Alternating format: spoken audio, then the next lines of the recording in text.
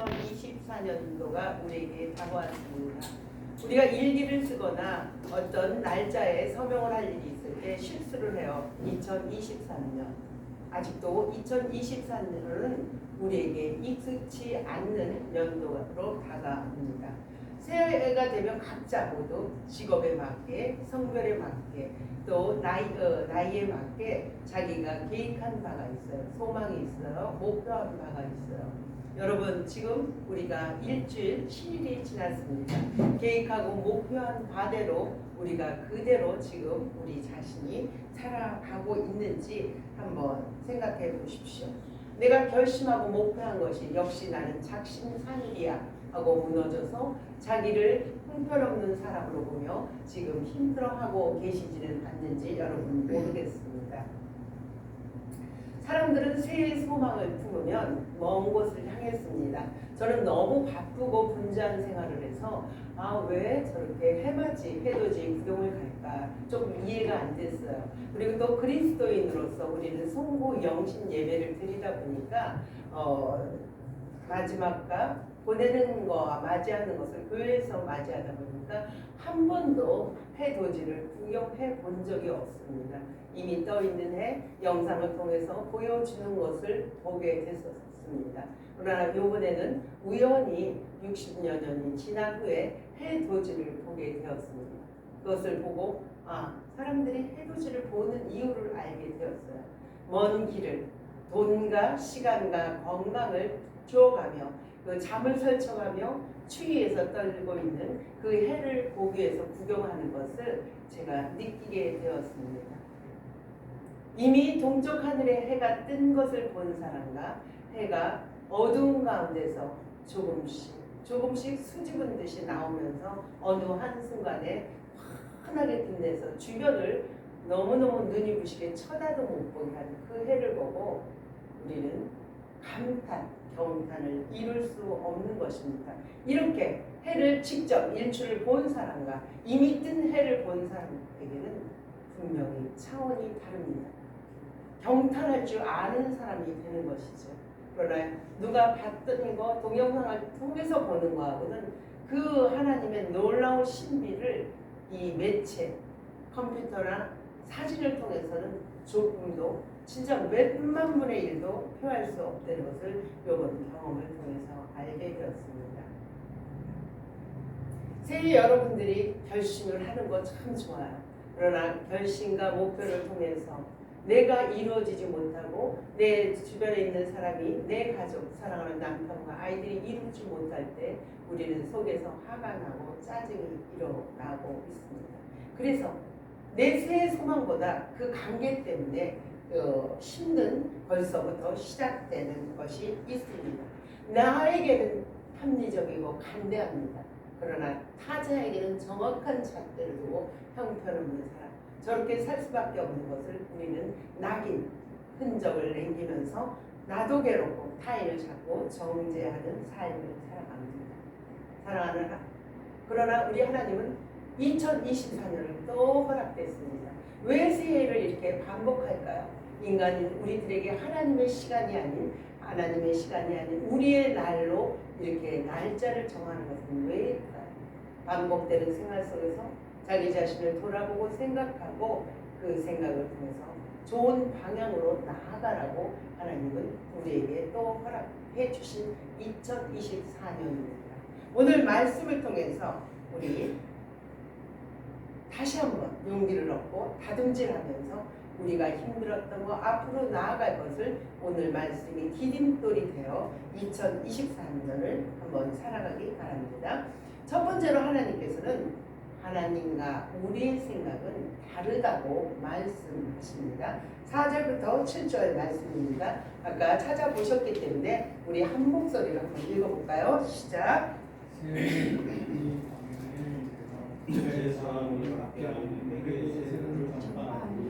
온 목의 지방과 예루살렘 사람이 다 나와 자기를 작업하고 요한에서 그 세를 받더라.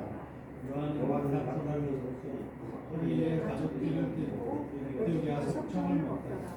그가 전파하는 길에 나보다 능력많으시니까 내 뒤에 오시나니 나는 부표들의 신발끈을 풀고도 감당하지 못하게 아멘.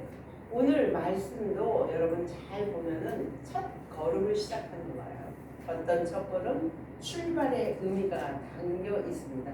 예수님이 이 땅에 오셔서 예수님의 그 공생애를 시작하는 첫 단추를 보여주는 계기가 되는 것입니다. 우리 교회에 나오는 우리들도 첫 단추가 있어요. 교회 나온다고 기독교인 그리스도인이 꼭 되는 것은 아닙니다.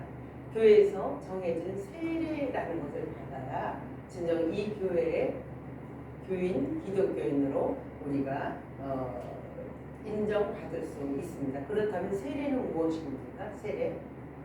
우리가 받는 세례는 죽음을 분리하는, 죽음을 단절하는 것을 의미하는 것입니다. 즉 무엇으로부터 단절, 무엇으로부터 분리, 죄로부터 끊어지는 것을 세례라고 고백하는 것입니다. 우리는 새로운 피조물로 탄생된다는 말씀입니다. 고린도후서 5장 17절은 이렇게 말씀하십니다. 그런즉 누구든지 그리스도 안에 있으면 새로운 피조물이라. 이전 것은 지나갔을 때 보라 새 것이 되었도다. 이 말씀을 풀이하자면 이전에 우리는 죄인일 수밖에 없지만 그리스도 안에 있는 세례를 받은 우리에게는 그리스도 안에 사는 새로운 의인으로 만들어진다는 말씀입니다. 세례 의식이 그렇다고 해서 중요한 것을 강조하고 싶은 것이 아닙니다. 세례 의식을 받기 전에 세례 문답이라는 것이 있습니다. 내 입을 통해 고백하는 것입니다. 예수 그리스도는 나의 구주이십니다. 예수 그리스도는 나의 구원자이십니다. 예수 그리스도는 하나님의 아들이십니다를 고백하는 것이 세례 의식보다 더 중요한 나의 고백인 것입니다. 하나님은 세상을 시작하실 때 온 우주 만물 사람을 창조하셨습니다. 그리고 뭐라고 말씀하셨습니까? 보시기에 좋았더라 말씀하셨습니다. 보시기에 좋았더라는 것은 겉모양을 보고 외모를 보고 그 드러나고 나타나는 걸 보고 보시기에 좋았더라 하신 말씀이 아닙니다. 각자의 하나님이 만든 형상대로 하나님이 원하는 대로 하나님의 바라는 대로 살아갈 때 하나님은 보시기에 좋았더라. 참 보기 좋다. 이렇게 말씀하신 것입니다. 그러나 우리가 살아가면서 하나님이 우리를 지으신 목적과 우리의 목적이 달라지니까 간격 아시죠? 틈이 생기기 시작합니다. 그 틈은 점점 벌어져서 우리는 하나님과 우리의 길은 반대의 길을 걸어가고 있는 것입니다. 어떻게 달라질 수 있죠?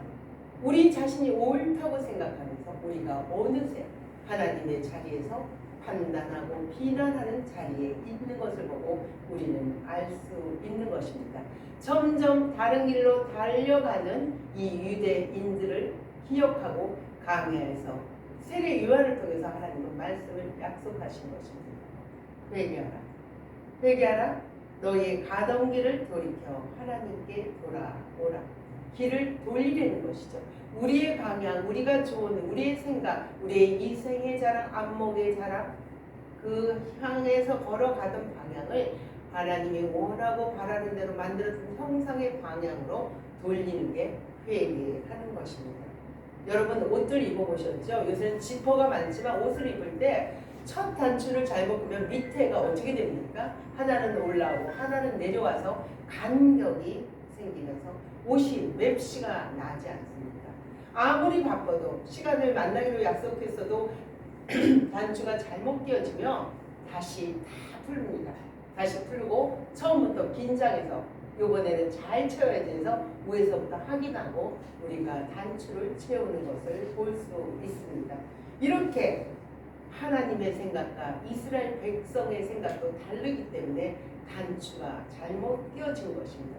이스라엘 백성은 빨리 우리가 로마에서 해방돼서 정치적인 압박에서 해방되고 종교적인 압박에서 해방돼서 이전 시대 다윗 왕의 그 누렸던 명성과 그 재물을 얻고 싶어서 그들을 메시아를 원했습니다. 그러나 우리 주님은 어떻게 되십니까? 우리 하나님은 세례 요한을 통해서 회개하라는 말씀을 주시는 것입니다.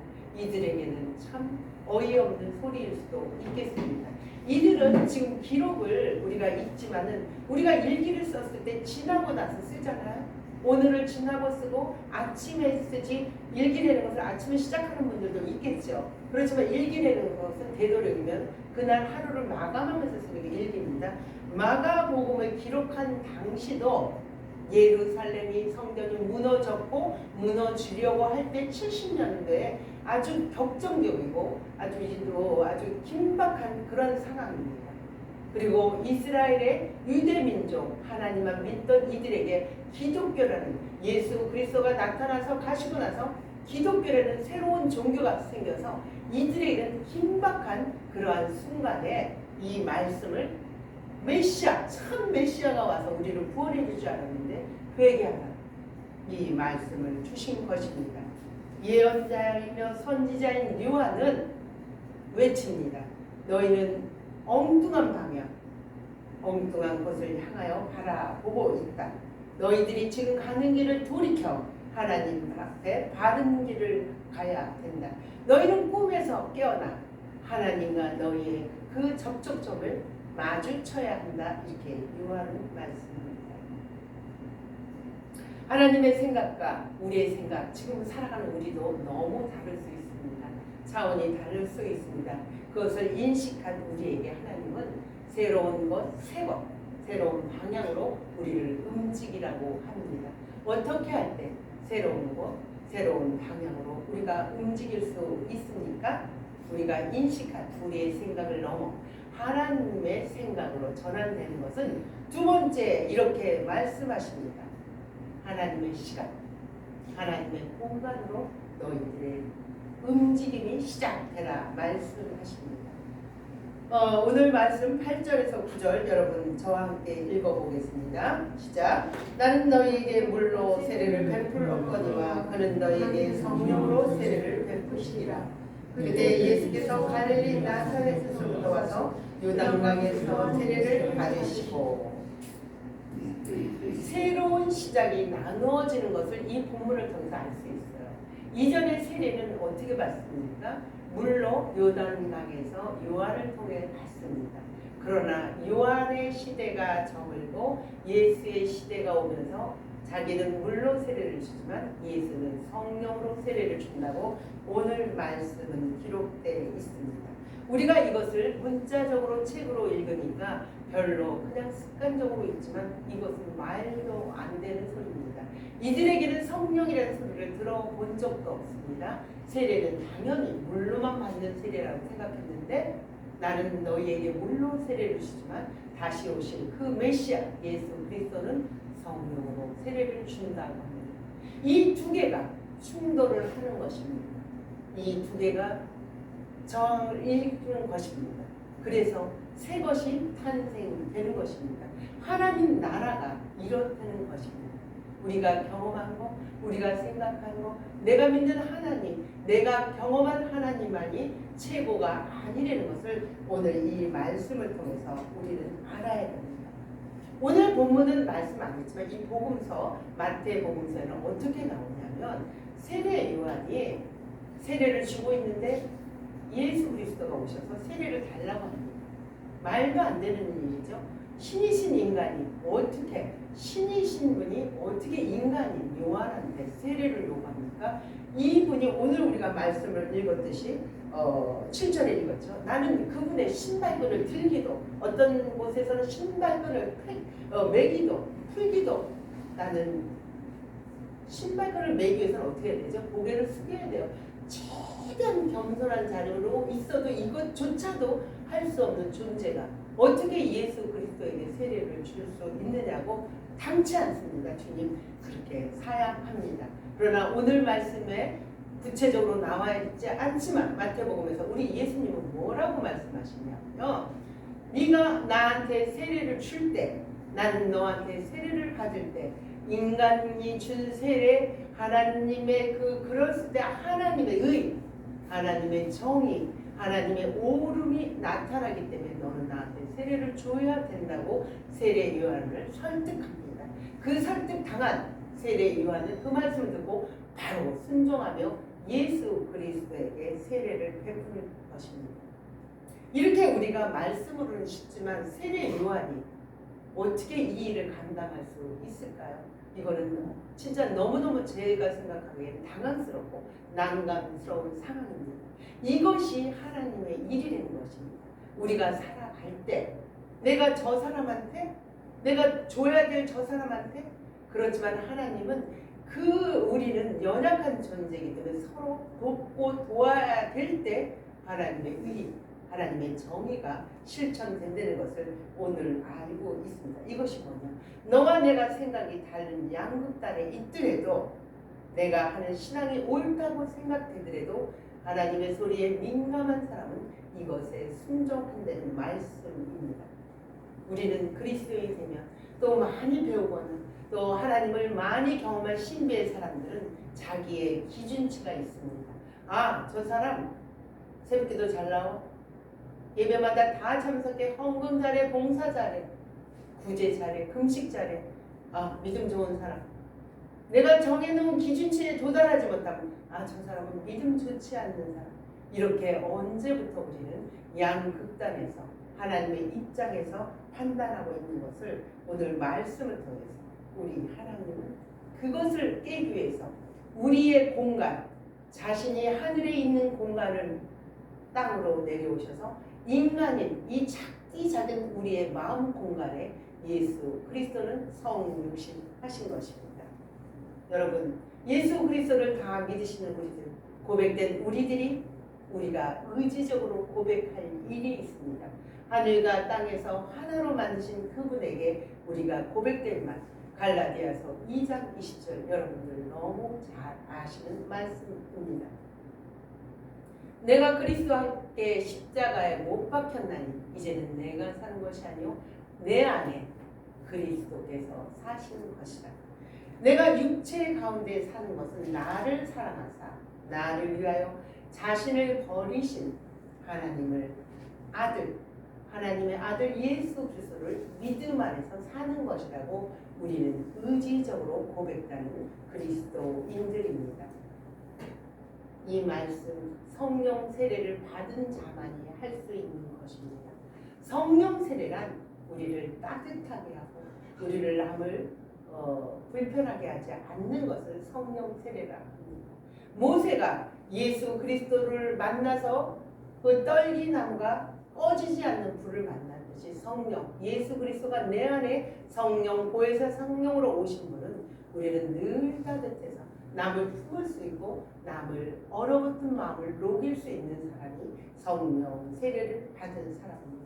그러나 우리 종교적 다르다고 해서 예수를 안 믿는 타종교, 또 나와 이념이 다른, 내가 생각하는 신념이 다른, 나와 다른 가치관을 살고 있는 사람을 향하여 우리는 얼마나 양극단을 치솟으면서 그를 배타하며 그를 무시하며 그를 냉정하며 무관심 속에 살아가지는 않는지요. 이것을 깨기 위해서 우리 주님은 신의 높이로서 니네들이 나한테 기도하고 너희들이 어느 정도의 나한테 도달할 때 너의 기도를 들어주시는 게 아니고 우리와 눈높이를 맞추기 위해서 신이신 그분이 인간의 눈높이로 우리와 눈과 눈을 마주치려 이 땅에 우리 예수님은 오셨습니다. 그리고 성령님을 통해서 우리가 살아갈 때 힘든 이 인생을 살아갈 때 안내자로 성령님을 내 안에 내주하게 하셨습니다. 여러분들 마음 깊은 곳에는 아주 깊은 곳에는 성령님이 자리하고 있어요. 그것을 내가 민감하게 깨어서 그분과 교제하느냐 교제하지 않는 것은 여러분 각자의 몫입니다. 시간과 공간을 초월하여 길을 내주시는 주님께서 우리에게 그 길을 따라오라. 먼저 가신 그 길을 너희는 따라오라 말씀하십니다. 세 번째, 하나님께서는 나의 길을 동행하여 주신다 말씀하십니다.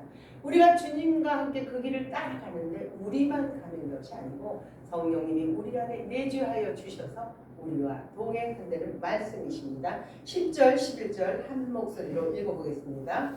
곧 물에서 올라오실 때 하늘이 갈라지는 성령님이 비둘기같이 내려오시는 하늘로부터 소리가 나기를 너는 내 사랑하는 아들이라 내가 너를 기뻐하노라 하시니라.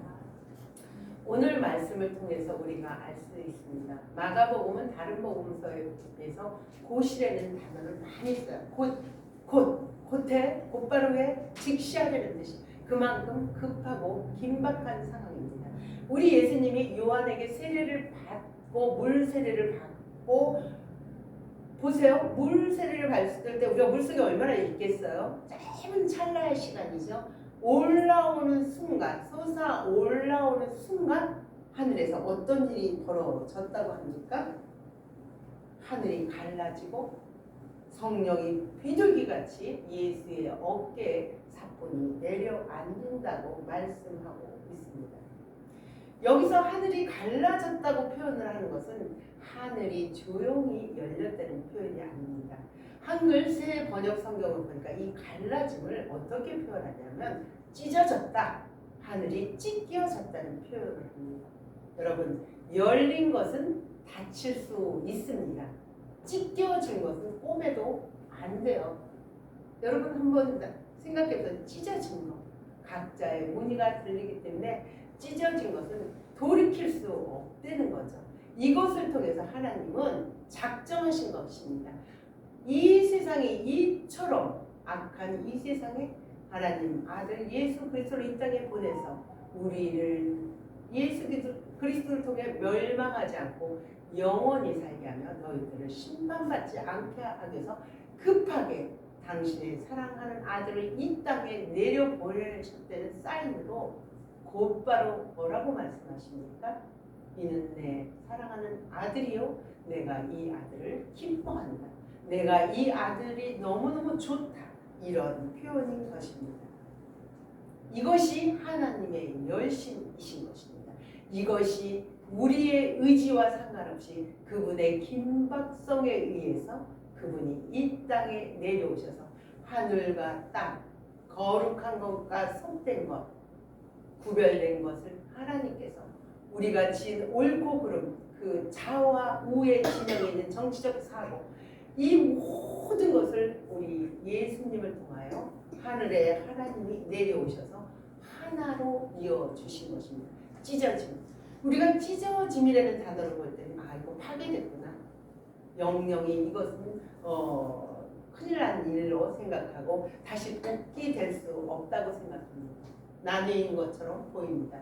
그러나 하나님은 하늘과 땅을 예수 그리스도를 통해서 잇대게 하신 것입니다. 예수의 육체로 우리 원수대에서 분리됐던 것을 하나로 잇대게 그 시간을 가신 것입니다. 사랑하는 여러분, 우리가 지금 이 자리에 앉아서 오늘도 이 말씀 하늘의 소리를 들었습니다. 여러분, 하나님이 나에게 들려주는 누구야? 영이야. 너는 내가 사랑하는 딸이란다. 나는 너를 보아 기쁨을 이기지 못한다. 너는 나한테 너무 사랑스러워. 나는 너로 인해 즐거움을 이기지 못한다는 말을 영이가 아니고 각자의 이름을 놓고 한번 해보십시오. 이 소리를 진정 내 몸에서 체화된 사람이 되면, 그 주님의 사랑을 겪어본 사람이 되면 우리가 이 세상을 넉넉히 이길 수 있습니다. 예수 믿는다고 삶이 절대로 쉽지 않습니다. 말씀은 분명하게 얘기했습니다. 복음과 함께 고난을 받아라. 그러나 그 고난을 어떻게 받는 게 중요합니다. 야곱, 우리가 잘 아는 야곱은 자기가 사랑하는 부인을 얻기 위해서 아버지가 약속을 합니다. 7년만 열심히 일하면 내가 부인을 줄게. 그러나 아버지 그 장인 어린애 사기로 인해서 그 못생긴 딸, 자기가 좋아하지 않는 언니 라헬을 줍니다. 그리고 뭐라고 말씀하냐면 너 7년을 다시 나한테 수고하고 봉사해. 그러면 내가 내 딸, 둘째 딸, 네가 원하는 라헬을 줄게. 이렇게 말합니다. 성경은 뭐라고 말씀하냐면 야곱이 라헬을 사랑하기 때문에 사랑하는 까닭에 의해서 7년을 수일같이 여러 날로 받대는 거예요. 7년이라는 숫자를 불과 2, 3일 그렇게 짧은 시간으로 받대는 것입니다. 이렇게 사랑은 멋있고 아름답고 어떻게 보면 무섭기도 하는 것이 사랑입니다. 사랑을 하면 오래 참습니다. 사랑은 지치지도 않습니다. 사랑은 실증도 나지 않습니다. 사랑은 남을 미워하지도 않습니다. 예수 그리스도가 나를 위해 이 땅에 오셔서 나를 위해 죽으셨던 그 사랑을 내가 하기만 된다면 우리도 우선순위를 알고 사랑할 수 있는 것입니다. 사랑하는 여러분, 작심삼일 때문에 힘드십니까? 세상이 판단하는 가치 기준으로 작심삼일 하지 마십시오. 아예 계획도 세우지 마십시오. 네, 그 작심삼일은 우리를 늘 쓰러지고 넘어지게 해서 나를 형편없는 사람, 의지 없는 사람으로 만들게 됩니다. 우리는 하나님의 존재로 희한 형상으로 이미 보기에 좋은 사랑스러운 존재들입니다.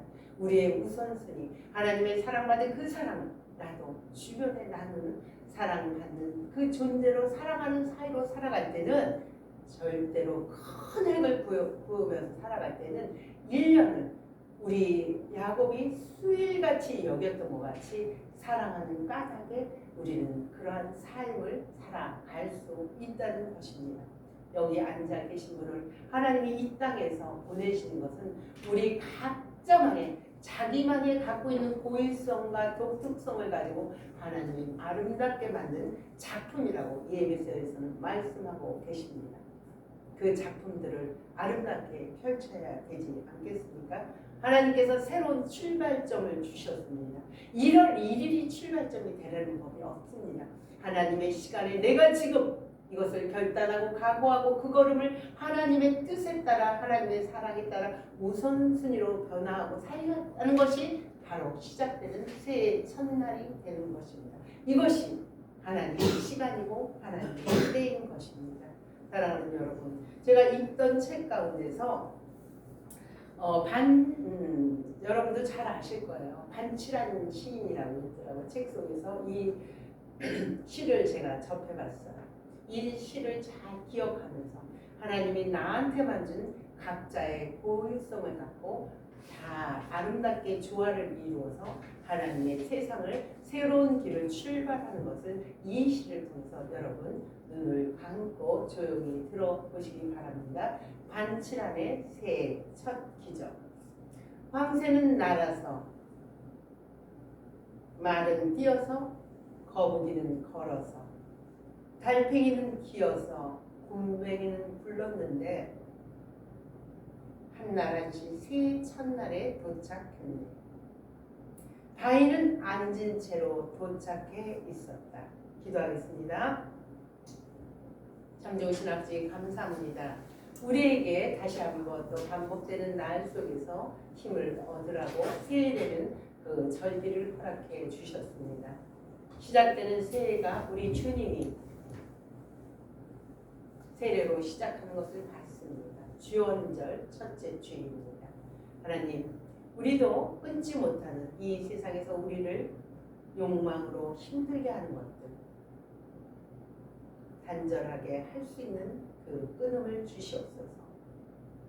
인간적인 방법들을 끊고 주님이 내 안에 성령으로 들어오신 것을 하게 하며 그 주님과 동행하며 공간과 시간을 뛰어넘어 날마다 새롭게 변화되는 우리들이 될 수 있도록 축복해 주옵소서. 예수 그리스도 이름으로 기도드립니다. 아멘. 505장 찬양